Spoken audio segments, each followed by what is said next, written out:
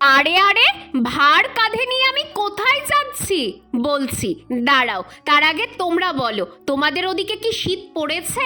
আমাদের এদিকে কিন্তু বেশ ঠান্ডা পড়ে গেছে। আর এই শীতকালটা পড়লেই জমিতে হাজার একটা কাজ শুরু হয়। সর্ষে, ভুট্টা, সবজি, আরও কত কি। ঠিক যেমন বাবা এখন সর্ষের বীজ ফেলছে, বাবাকে উৎপাত করতে আমিও একটু চেষ্টা করলাম। না বাবা, আমার দ্বারা এত নিখুঁতভাবে সর্ষে ফেলা সম্ভব নয়, তাই চলে এলাম জমির অন্য প্রান্তে। এখানে এই কাকু কি লাগাচ্ছে দেখো, এটা লাগানো খুব সহজ, তাই আমিও লেগে পড়লাম।